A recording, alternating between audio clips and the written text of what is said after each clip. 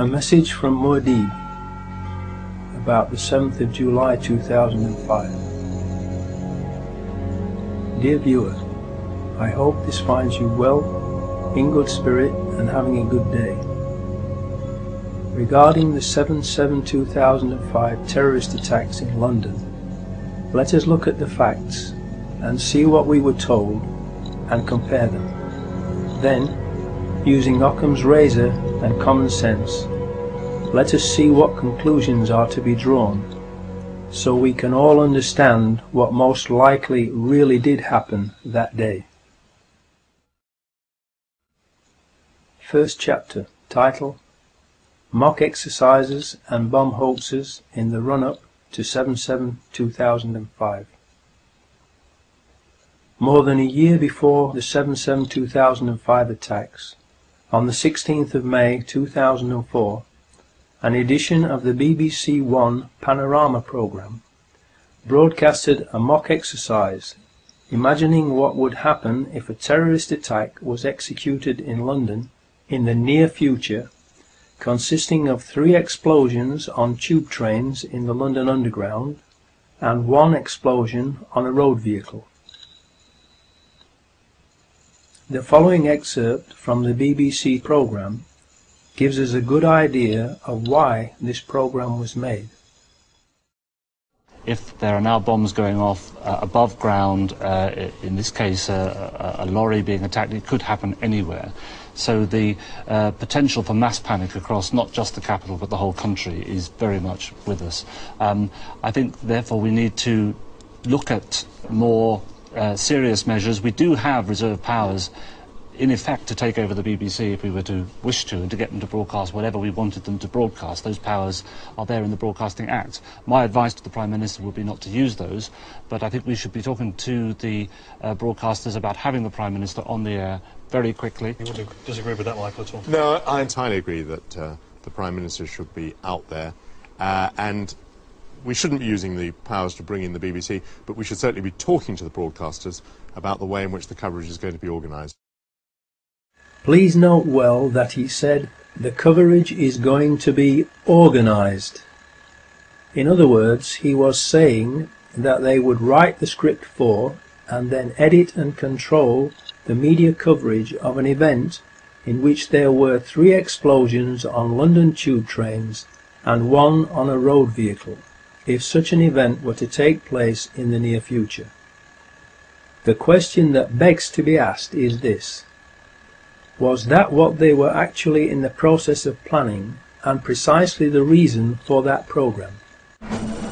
This is the kind of terrorist attack the government repeatedly says is going to happen. We've been absolutely clear, we can't guarantee that there will never be an attack. It's quite likely that they're planning one now. I am wondering about the purpose and effect of this very programme. This BBC Panorama programme appears to have been used by those behind the 7/7/2005 attack as the means by which the media's response to the attack in the near future was studied, so it could be controlled and directed towards their own ends. Mr. Price plays the bad cop and issues the threat of taking over control of the BBC, and then Mr. Portillo plays the good cop and says that there is no need to do that as long as the BBC behaves itself and broadcasts whatever they want them to. The good cop, bad cop scenario is just theatre, to deceive the viewer. The reality is that the BBC is a government propaganda machine and is already, and always has been, controlled and used by the government. The headlines at 9 o'clock. In the past hour there have been 3 major explosions on the London Underground. The first occurred at 8:10 on the Piccadilly line between Knightsbridge and Hyde Park Corner. The second at 8:16 on the Central line between Tottenham Court Road and Oxford Circus.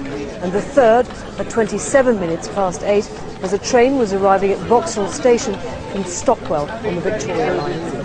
Emergency services have been called to all three scenes. There are no reports available yet on the number of casualties, and the police have said that it's too early to identify a possible cause.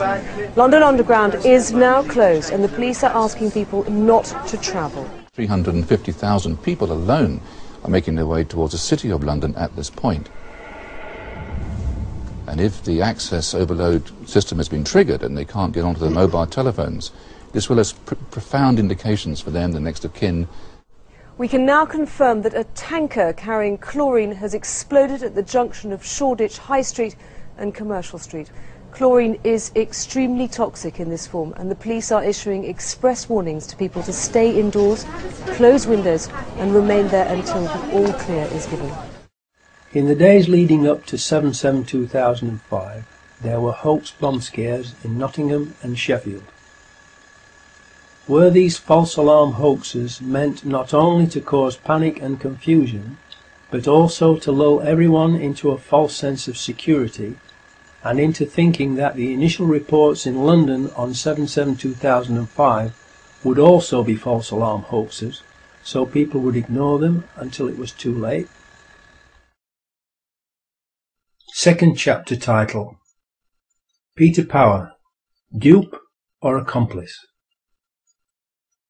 Then, on 7/7/2005, we were told on TV by Peter Power of Visor Consultants that they, and the private company employing them, who helped choose the scenario for it, were running a mock terrorist drill in the London Underground, with practically the same scenario as what actually really happened on that day.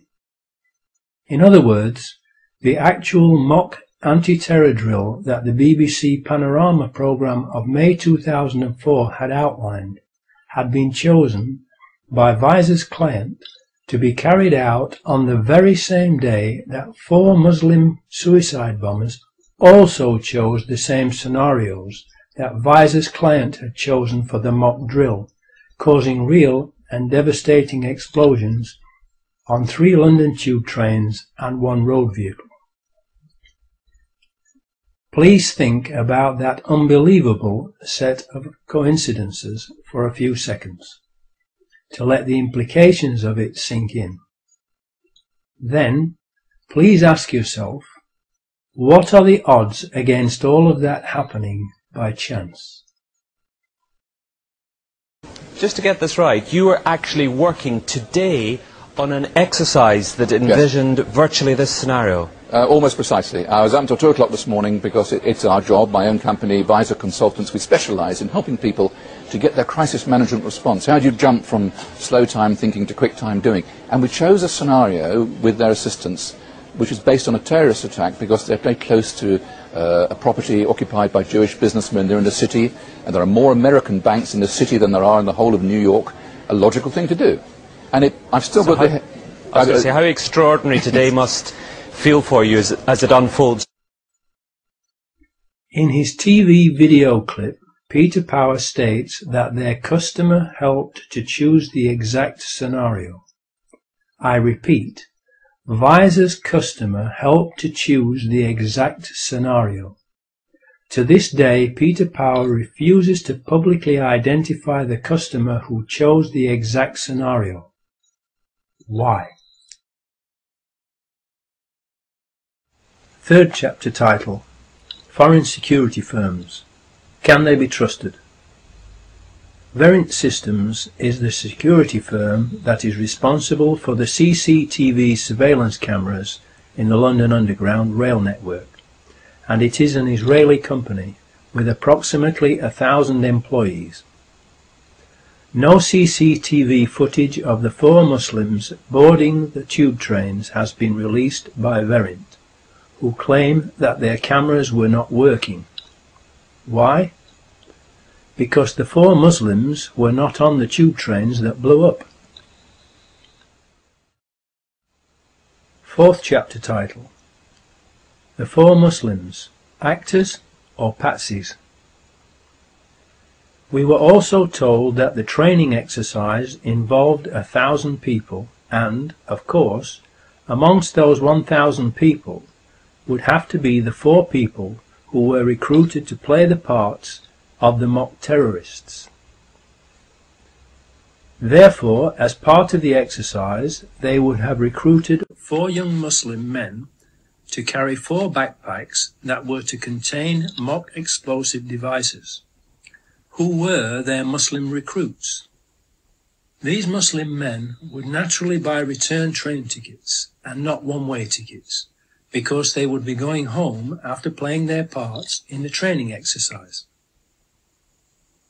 One of them, the oldest, who would be considered the ringleader of the group because of his age, would have been asked to make a suicide video prior to 7/7/2005, being told it would form part of the training mock terrorist exercise, in order to make the exercise, and possibly a film to be made of it, look as realistic as possible.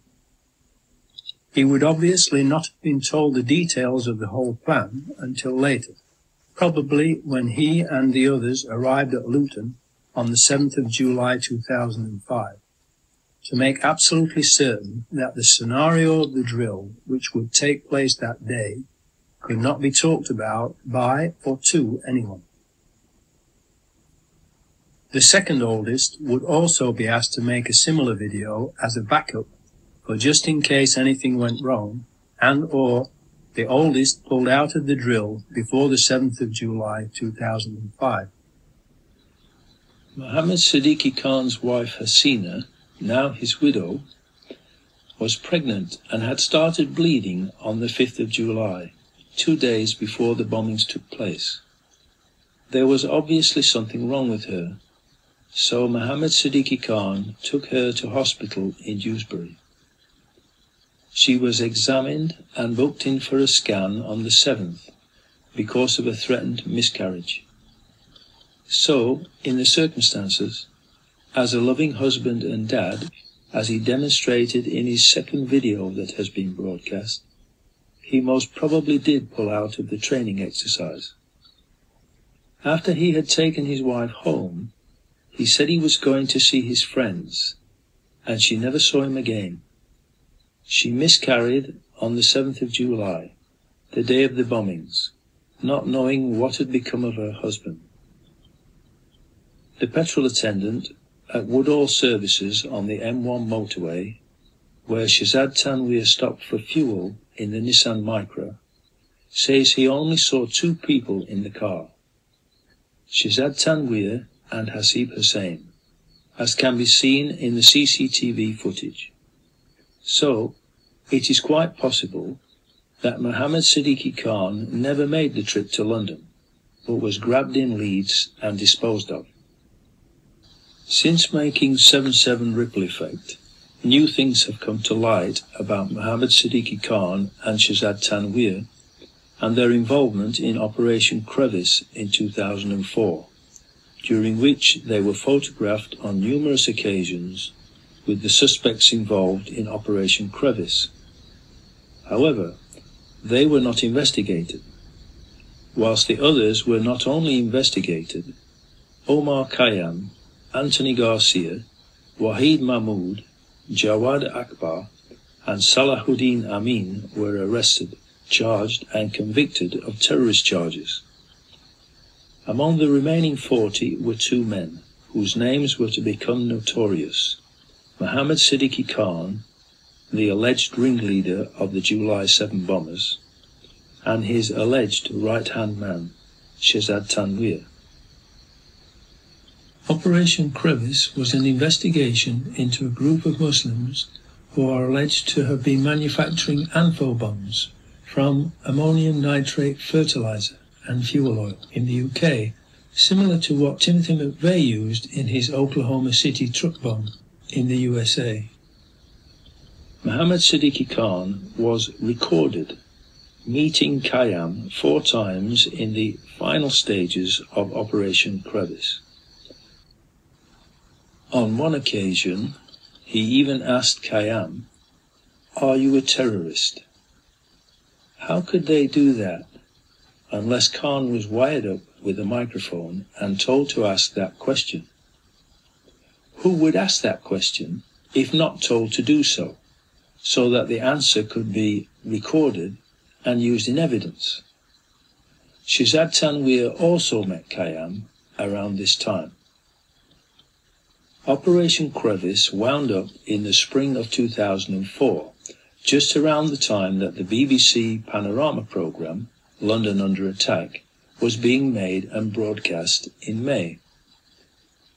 I and others, including Charles Shoebridge, who is a well-known security expert, have suspected for quite some time that Mohammed Siddiqui Khan, codenamed Ibrahim, according to Mohammed Junaid Babar, and Shehzad Tanweer were in fact MI5 assets, and this Operation Crevice evidence is further indication that they were indeed working for MI5.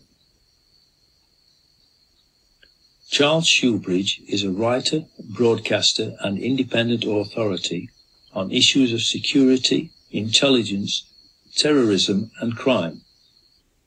A graduate of history and politics and of the Royal Military Academy Sandhurst, he served for almost 2 decades until 2000 in diverse frontline policing and military roles, specializing in counter-terrorism and intelligence operations. Prior to his service at Scotland Yard and elsewhere with the Metropolitan Police, he also worked in counter-terrorism as a commissioned officer in the British Army. He has made numerous TV, radio and newspaper contributions, including as one of the host presenters of the critically acclaimed TV series Crisis Command. Well, with me now in the studio, Charles Shoebridge, former anti-terrorist intelligence officer with the police here in London. Is this a big miss by the authorities?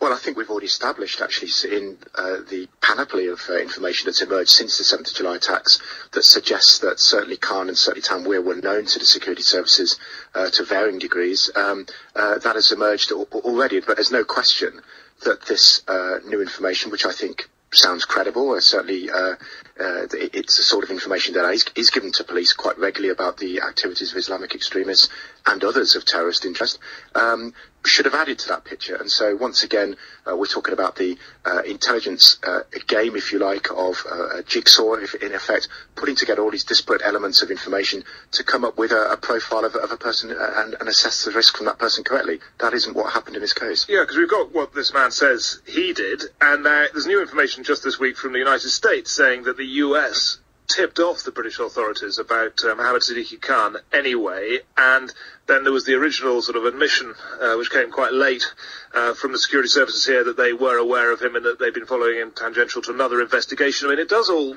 mount up, it seems, over time, that there was more and more information there. No, that's right, and I don't think, again, that's a surprise to people who actually worked in the industry, if you like, of intelligence. It was always going to be highly improbable that somebody comes straight out as what the media was calling a clean skin and suddenly becomes a suicide bomber. Well, the media led on by briefings from the authorities. I think that's absolutely right, and there was a good reason for that, I'm sure, which was, from their perspective anyway, which was, of course, if these are clean skins, how can we blame the security services for not having been on their trail? As it's turned out, as I think was predictable and predicted, this has turned out to be not the case. Really, the level of information that was coming in about Khan, particularly if these American reports especially, which now seem to be being backed up by the actual American authorities, not just appearing in an author's book, that they tipped off the British about the specifics of Khan. And this was quite a serious plot in the United States that we were talking about, an attempt to blow up synagogues and so on. The amount of information coming in and the quality of information coming in, the fact that that has been so consistently overlooked, it would appear, by the security service MI5, to me suggests really only one of two options. Either A, we've got a level of incompetence that would be unusual even for the security service, but B, possibly, and this is a possibility, that his man Khan may even have been working as an informant for the security service. It's difficult otherwise to see how it can be that they've so covered his tracks in the interim. Interesting. Thank you very much. The only logical explanation for Mohammed Siddiqui Khan, codename Ibrahim, and Shehzad Tanweer not being investigated as part of Operation Crevice, and asking Omar Khayyam if he was a terrorist, so that it could be recorded as evidence, is that they were working for MI5 and were sent to infiltrate the group and report back to MI5. This would give another possible explanation for the origins of the so-called suicide videos of Mohammad Siddiqui Khan and Shahzad Tanweer, who are reported to have frequently made visits to Pakistan to allegedly visit terrorist training camps. How did Mohammad Siddiqui Khan do that on a schoolteacher's pay? All of this information further indicates that 7/7 was a false flag psyop carried out by the security services, and that it was not carried out by Muslims.